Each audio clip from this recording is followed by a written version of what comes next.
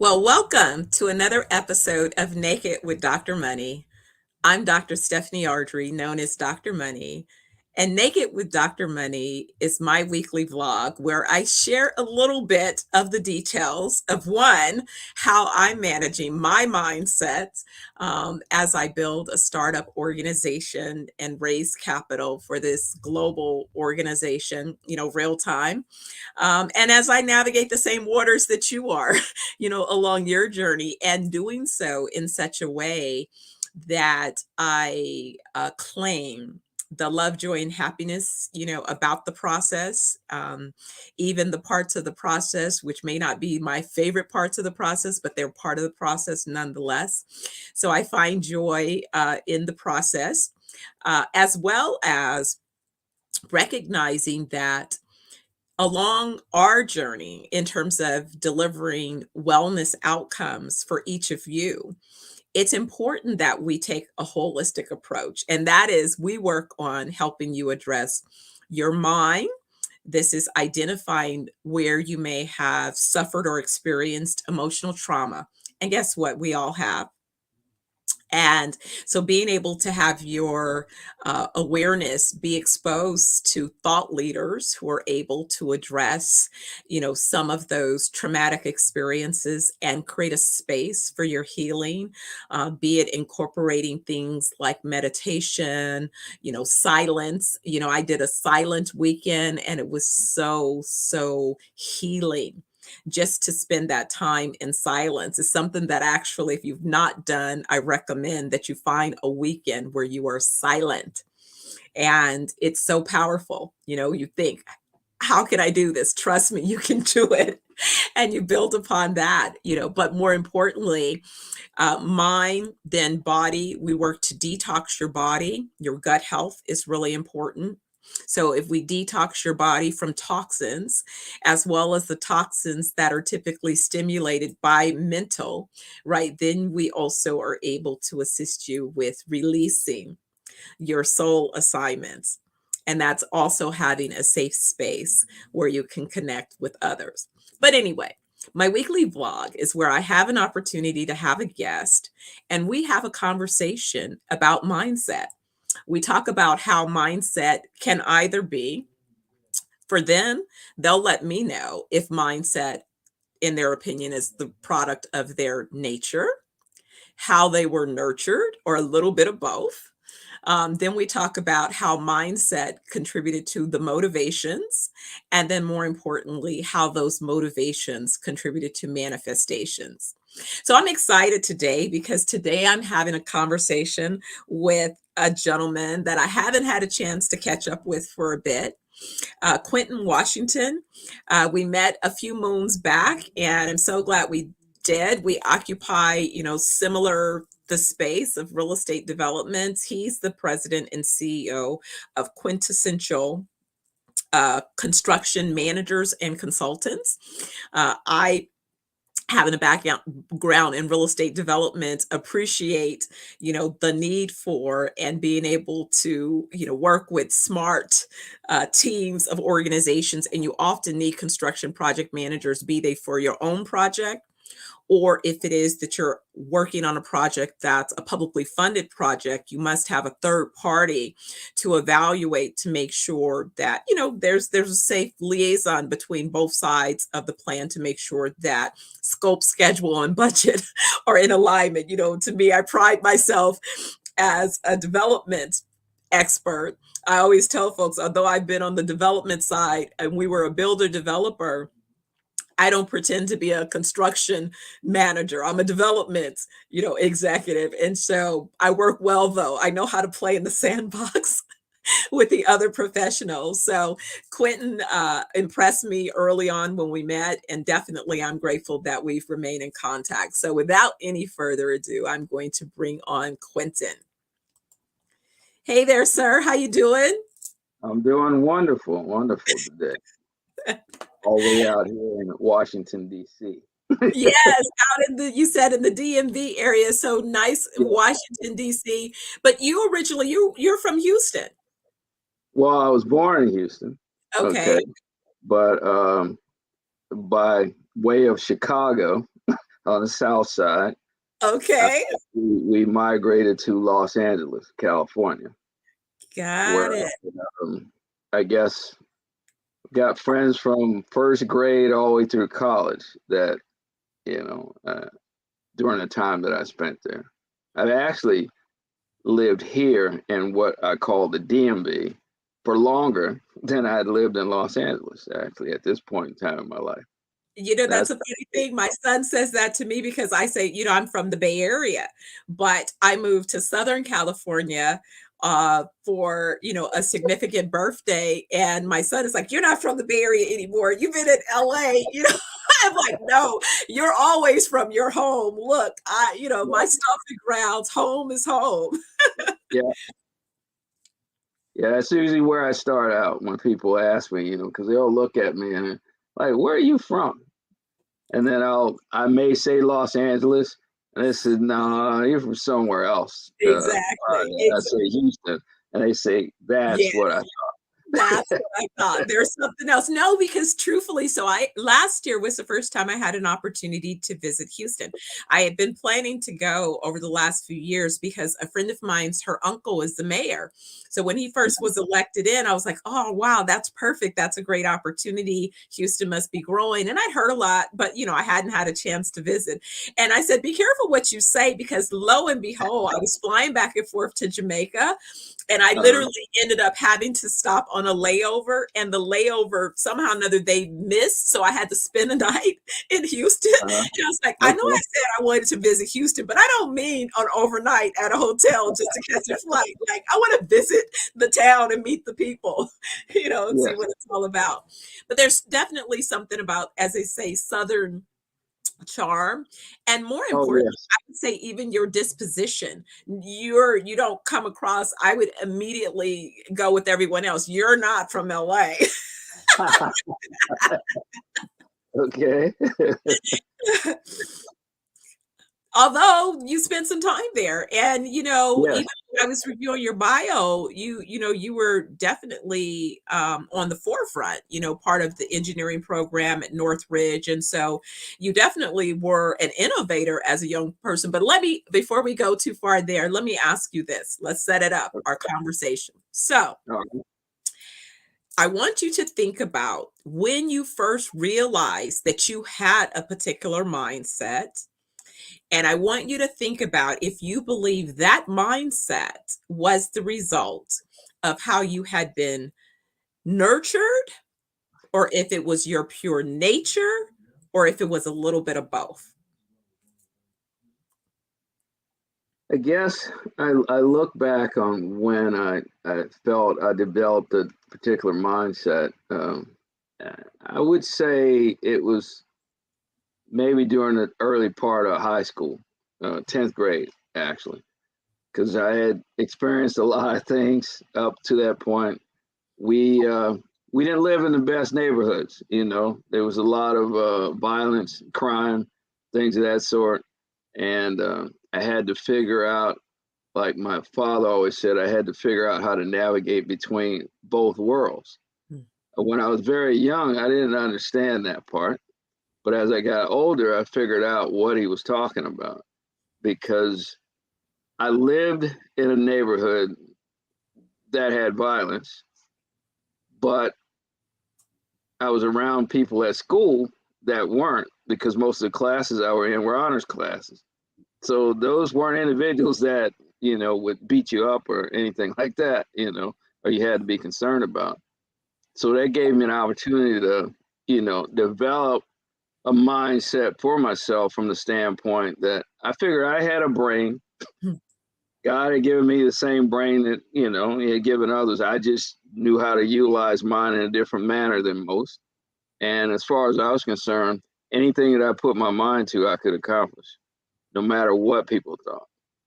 Because I set my own limitations, others don't. And I've always looked at it that way. So then that sounds that that was kind of like a little bit of some nature emerging Oh, that yeah. you had. What, how was your family dynamics? Are you an only child, or do you have other siblings?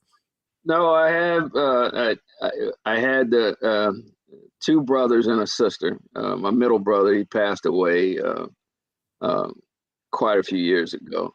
But I'm the oldest of all the siblings, so I had the opportunity to, I guess, be in charge most of the time, even though they didn't like it a lot. And but that that pretty much worked in my favor, I think, for later in life because I really didn't have any role models to follow, I guess. I was always the person out in front trying out something, and I come back and share it with them. It's like, hey, you can do this or you can do that, you know. So what was your family's, thoughts about, some of your basically being a bit of a maverick, if you will, going out into uncharted territories? Was it like, look at our and being the firstborn, right? Was there certain Mhm. pressure on you're the leader, so we're expecting you, to develop your leadership skills, or was it just kind of by default because the family is moving so fast and everybody has to fall in position, and if and if leadership is something that you naturally seem to grasp, then step in and make it happen. Yeah. Which do you say would be more of how you found yourself in your leadership role? It was more or less by default because, I sort of led by example. I have cousins that basically ended up following me on into college, and they will always, look at me as if, that's the first one that went and graduated. So we're trying to, emulate what he's done. We're trying to accomplish what he's accomplished. And I still deal with that to this day when I see them. Even their children look at me and they say, so you're the one that was the first one to do this. And it only takes one, right? And that's, I Yes. think, the thing that sometimes people forget is it depends. So, as much as I, can relate to being the maverick, I was an only child for, many years. And um, then my mother, decided to help her brother, in raising his child. Mm-hmm. So that, was a different set of experiences, but pretty much my ideals had been formed, because I had been Yeah. able to experience, who I was, and also just the relationship that my mother and I created. Her being a young single mom, that's a different journey. She was 18 when It she had is. me. So she's still learning how to become an adult herself. And so those early years, I experienced, that journey, in terms of what it Mm-hmm. looked like. And the different, but the thing being is that because I was a female, even though on one hand I was encouraged to be entrepreneurial and create my own path, there also Uh-huh. were boundaries that I wasn't supposed to go beyond. And see, I went beyond. And so Uh-huh. instead of being applauded for that, I was often criticized for that because it didn't look like, well, you're supposed to be, as my grandmother said, I've been in all the honors classes and all those things because I was, planning to go to Berkeley and all of these things. And then my mother was like, Mhm. great, no, I need you to get a job so you can help pay the Mhm. mortgage. Like, dang, you could have told me that like back in fourth grade, fifth grade, I would have taken all these gate classes. Like I could have had a whole different school journey had you said that Yeah. sooner, right? But since you made me do all the hard classes, and then Yeah. now I said, at least let me negotiate something. And so that's how I ended up negotiating. Well, at least let me get a 2-year degree. Mhm. I'll finish the rest of my education on my own dime, right? So a lot of Yeah. people have said, oh, you got 2 doctorates, you just must be. It's like, no, this was a commitment at Yeah. 15 that I made to me. It ain't got nothing to do Yes. with you. It ain't got nothing to do with impressing. This is Exactly. Stephanie's commitment to Stephanie. But that mindset, right? Because I've been knocked down several times. And what I Mhm. realized along the journey, thankfully very early, was that to be an entrepreneur, I had to invest in not only my technical expertise, but I had to invest Mhm. in something else that would motivate me to want to execute on these uncertainties, kind of even against the odds, and I know some of it was even harder because I was in places that it was okay if it was a guy, but guys were yeah, just entering some of these boardrooms. So how dare you try to leapfrog some of the guys and be in the room? We're not ready for a woman yet in the room. yeah. In construction and real estate development, I say I learned how to curse properly because it's not a place for you can't have thin skin. No, you Um, can't. because you're talking about hundreds of millions of dollars on the line. I control $1 billion, multi-billion-dollar portfolios, and you want to see how really and who's emotional. Start messing with some hundreds of millions of dollars of projects that Yeah, you'll see some emotions fly real fast. And politically correct is not even in the room anywhere. Forget out the window. It never it was never part of the process. I know this, through your own oh experience. yes, most definitely. In construction, happens all the time. Oh my There's a goodness. different way you handle yourself out in the field than you handle yourself in the office, and sometimes the two get crossed. Yes. Yes. And they'll kind of look at you like, you're in the office now, not out there. Oh I said, man. Oh but man. you did something that took me to there, and I'm trying to make sure you understand what we're trying to do here.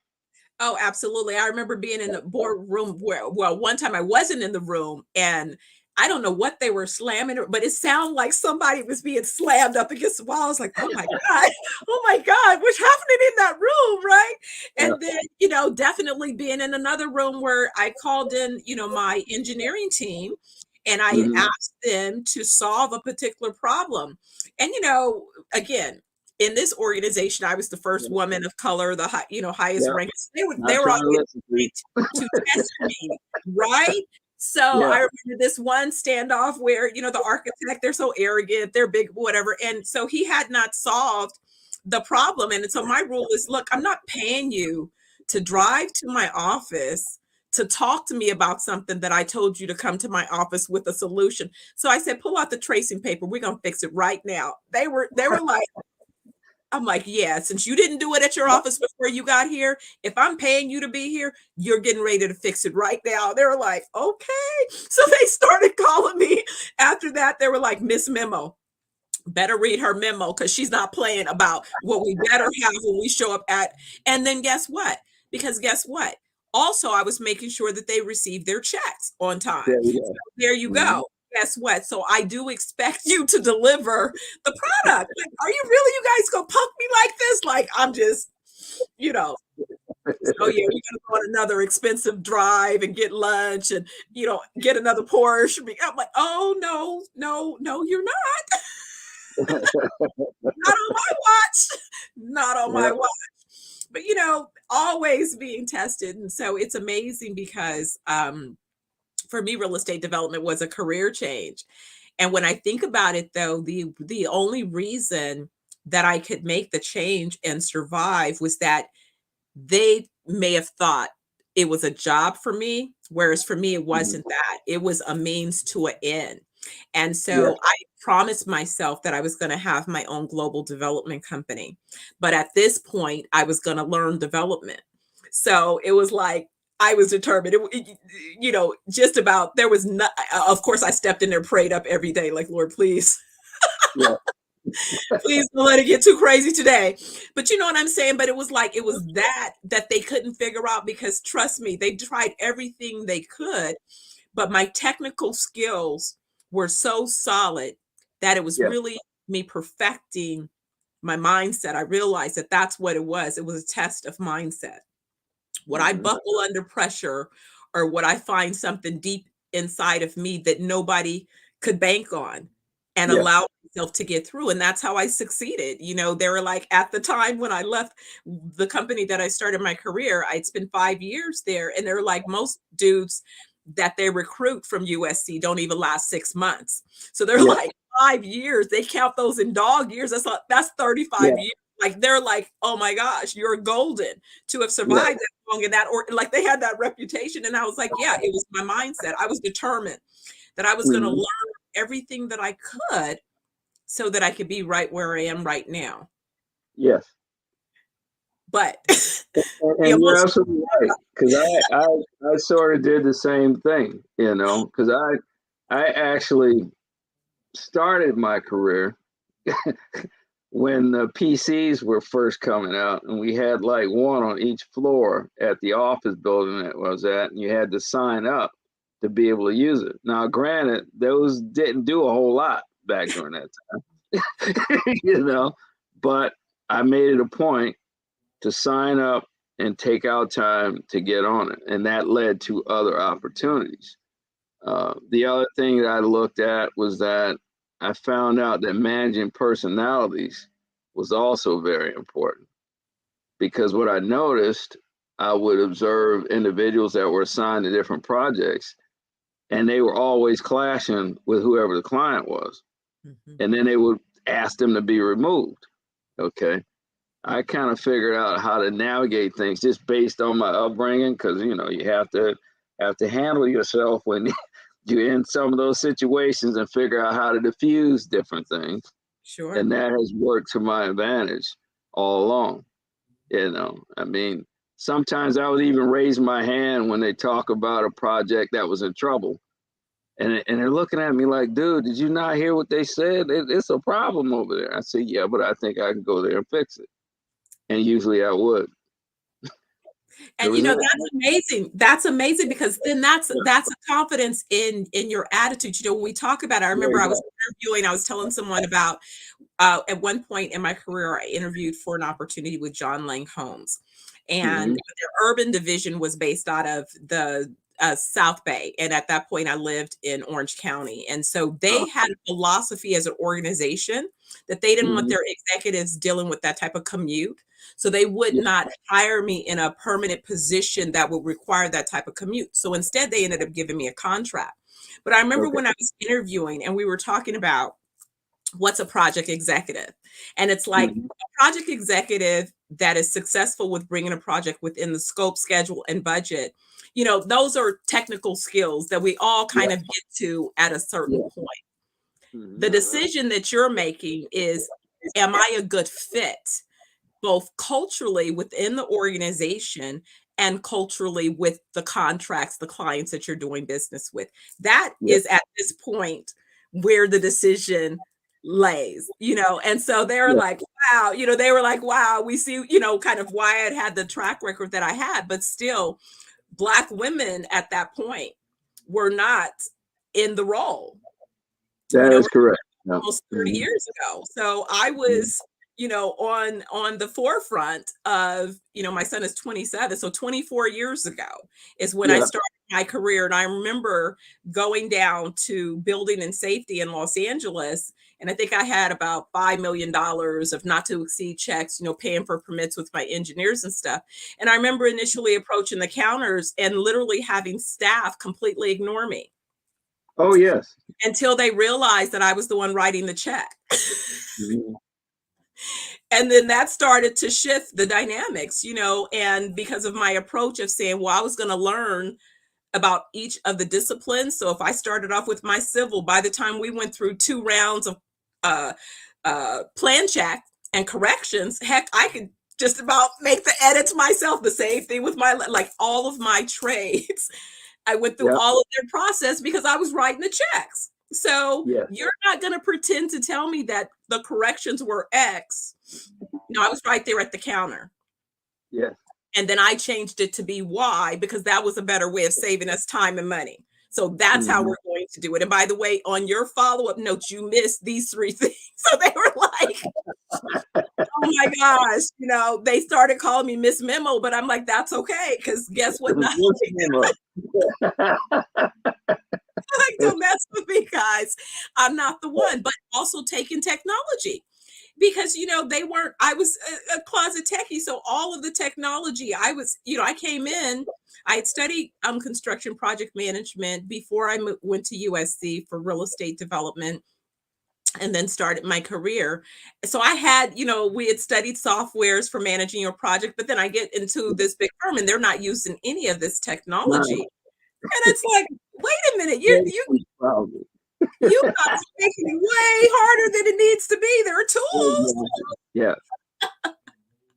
We can do this a little bit differently and we could have a little bit better approach. But it came down to, that mindset and that willingness to continue to evolve. I mean, what do you think? I know, we had talked about before we went live, being not only a father, but a grandfather and being able Yeah. to contribute to the next generation of young folks. So if you're talking to your grands at this point, what do you tell them about mindset and how mindset contributes to their motivations and what it is they'll manifest along their journey? Or have you had those conversations yet?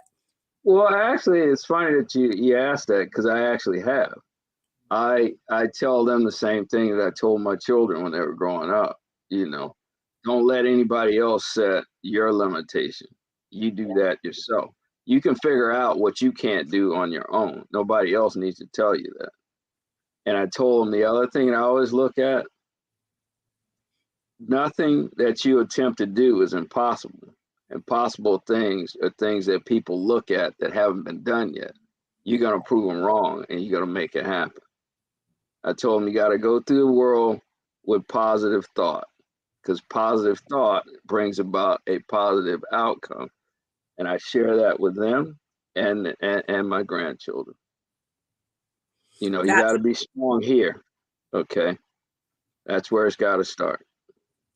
That's so amazing because I really feel like that's the conversation that has to happen and earlier and earlier. Oh, yes. I'm amazed. I was so amazed when I ran into people, early in my career who they were saying needed to learn how to be accountable. And I'm like, what do you mean? You in a career and you didn't learn how to be accountable? Like, I had to learn how to be accountable at like 5 years old, 3 years, like, Yeah. what are you talking about? You 30 something and you don't know how to be accountable, or that's a problem. you're 60 and don't know how to be accountable. You're like, what? Huh? You still haven't learned? Amazing. But people have, avoided. And so you can only bring that back to mindset. So somebody thought that there was a way to avoid the growth and development that happens when you hold yourself accountable. Because if you're constantly blaming everyone else, then unfortunately you're never gaining the learning, right? You're bypassing the learning. And so what that means is you don't develop beyond that point. And so you could hide for so long, but eventually you step into a room with people who see right through you. It's like, yes, you do. You're like a red flag. We see you. Yeah. Right. So again, that's why I would say that even at this day and age that, imagine having to create a business model that offers people a place to heal from emotional trauma, but to develop their mindsets, because that still is essential. But that's the difference between good and great, right? If we look at Kobe, LeBron, we look at Tiger, we look at Serena, we look at Venus, they had all talent and skills.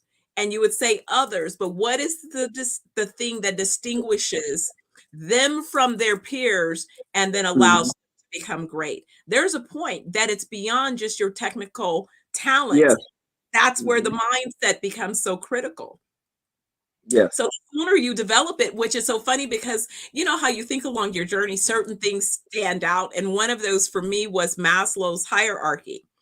And I always found it interesting how I could kind of equate my life along that hierarchy where I felt I was, right? And I said, dang, it seems like every time I get past basic needs met and I'm moving up, then something slaps me back down to having to, go to that point. But then I think really it was in 2020 where I felt I was far enough along the journey that I could look back and see where I was. And I realized that, oh my goodness, all of these things have been lessons for me to end up exactly where it is that I was. So then I said, I was so glad that I had invested the amount of time in mindset, but it hit me that really the so-called Maslow's hierarchy should be flipped. We should begin with mindset, because if you master mindset, everything else will take care of itself. But it's the fact that you don't master mindset and you save that to last is why the journey is such a struggle along the way. I mean, is that kind of well, what's your experience, along that? Would you say that it was the mindset? It was a mindset, most definitely. Because I can remember in college, in school of engineering, we got there and they basically looked at it because we were people of color. We weren't as smart as some of the others. And there were times where you would get challenged in your class, from the standpoint of a professor trying to prove out that point. But the thing is, if you were weak-minded, you would let that affect you to the point where maybe you wouldn't attempt to do some of the things you had done. But I never looked at it that way. I always figured I was going to try to figure out a way to flip it and show them that, hey, you're wrong. That may be the case for others, but it's not the case for me. And doing that, I gained the respect of a lot of the professors that I had. Even more, even to the point where one of them said something that today would be, considered. He said to me, "You must have some white in you." Wow. And I was like, "What do you say?" Wow. And then so the way I flipped it, I says, "Well, yeah, I guess during slavery, the slave masters, they had their way with our women. So Yeah. it's very well possible." That just messed him up. He didn't know how to deal with that. He was done with me after that Exactly. point. But I was like, I can't believe he said something like that. Mm-hmm. Oh, because I'm showing some intelligence. Oh, that's because I have white in me. Really? I Right. That can't shows his be level that of way ignorance. because I am, you Yeah. know? Yeah. Yeah. Yeah. But those are always, people, again, it's, junk in, junk Yes. out. So if you've been There fed you go. junk that Yes. someone has told you is history and Yes. it's their story, forget facts, right? That's Facts. correct. Yeah. You know, as I have a cousin, he says, "Don't try to confuse me with the facts. My mind is already made up." It's like, Okay. gotcha, Yeah. gotcha. You're right. Yeah. That's all I would Yeah. be doing is facts. Facts are Yeah. not do not make up any of your statements. Got it. So I'm not Yeah. gonna waste my time having a debate with a fool, right? It's like, Yeah. but letting the fool know you're on notice. I see Yeah. you. I see you. I see. Yeah. You better know you're seen in this particular situation. No, that was, I think, the gift that my mother gave me as a young kid. She told me that, look, you evaluate yourself Mm-hmm. and you evaluate the people that are supposed to be teaching you because they work for you. And if they're Yes, not they doing do. a good job, you need to put them on notice that they need to perform better. That's what they're getting paid to do. Don't treat it like you're there and they're all empowered. That allowed me to be in a situation where, being mistreated. I wrote in college and had a teacher fired. And the, Mm-hmm. the administration, they were like, "Well, who wrote the letter?" I was like, "I wrote the letter." But they were like, "Wow." And it was like, Yeah. guys, uh, yeah, I was on my way to UC Berkeley pre-med. Like, what the heck are you talking? Like, Yeah. come on now. Yeah, I could write a letter, but my mother taught me the power of the pen. So Yeah. absolutely, they're like, yeah, she's out. We can't even. There was like, we cannot even pretend to respond to this without litigation. Later in my journey, Yeah. a professor, Mm-hmm. definitely, and it's kind of like, it's sad because it's the ones who, we hear these sayings, better to be thoughtful than to open your mouth and remove all doubt. But of course, that's the one that's throwing the darts. And you're like, huh? You Yeah. can't even properly articulate. You look like you just walked in from one of your hippie slumbers. And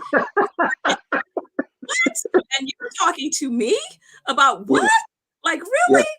Like, do you hear yourself? Like, before social media, because these are the things that would have gone viral if we had Oh, a yeah. chance. I'm saying, if Mm-hmm. only I had social media, back then, that would have Yeah. aided in shutting some folks down, their stupidity. But anyway, but yeah, Yeah. no. So Quinten, it's amazing how fast a 20-minute conversation goes. And believe it or not, our conversation has gone. But it's been so delightful to speak with you. What do you see? What's on the horizon? What do you see, next with your business? Well, the thing that I'm involved with right now, I've become an EV charging station reseller. That's another aspect of our company because connected with an organization that's dealing with zero emissions and cleaning the environment and all those things that are very important. But my focus also is on some of these communities that are overlooked, that have these diesel powered and gas powered trash trucks coming through. You got kids with asthma and things, other sicknesses because of the the emissions in the area that aren't affecting kids in other more affluent areas because they're the ones getting electronic trucks and things coming through, and we still have the the gas powered stuff smoking up all the streets. So I'm looking at it from the standpoint that I want to get involved with that aspect of trying to clean up those areas and bring some knowledge and understanding to individuals in those areas that they consider disadvantaged to understand the importance of trying to change things, and also working with local governments to try to do that as well. So That's excellent. I think that definitely providing those opportunities, and I would expect in rural communities as well. I've been putting together yes, an initiative to reach out to farmers, in yeah, particular, and expand our ecosystem, so we're in yeah, wellness resorts and organic farms. So organic yes. farming. Yeah. Yeah. And it's Excellent. funny that you should mention that because just before our call today, I actually had a meeting with some individuals, and we were talking about that same exact thing in the rural communities. Yeah, Yeah.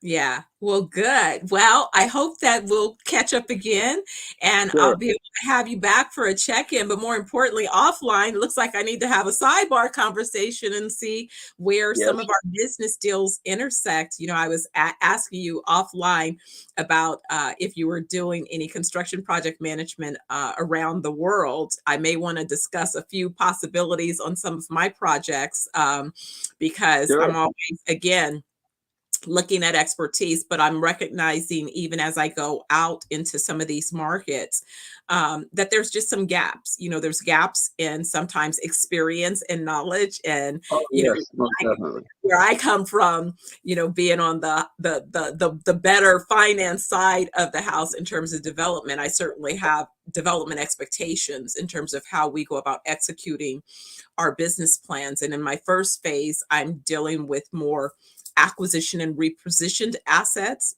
but I will be doing ground up.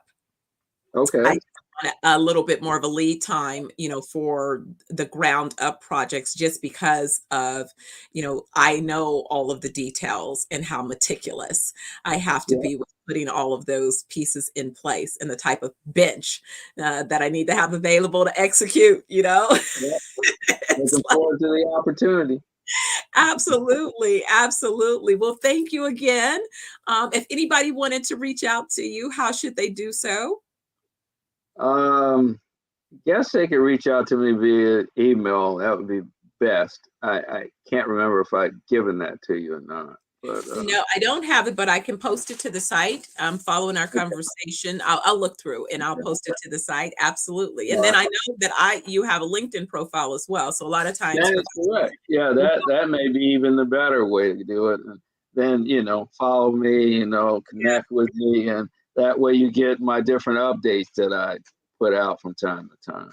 Yeah. absolutely, absolutely. Well, thank you again for your time today. I'm wishing you and your family, all the best and Okay. continue to have a great day. And I'll circle back so we can catch up on some opportunities. That sounds wonderful. All right. Okay. Talk to you soon. All right. Bye-bye. Bye. Well, everyone, this was another episode of Naked with Dr. Money. As I shared, I'm Dr. Stephanie Ardrey, aka Dr. Money. Guess what? If it's noon Pacific time, time for another episode of Naked with Dr. Money. I hope you'll take care of yourself until our next time together. And remember, mindset, it's everything. It informs not only how you experience your daily journey, but it also informs what your wellness journey is going to be about as well. So check us out at 420wellnessjamaica.com. See if we can get a wellness week planned for you at one of our locations, as well as make sure you feed yourself something good, mind, body, and soul. And I'll see you next week. Remember, Wednesday, noon Pacific, Naked with Dr. Money. Be well.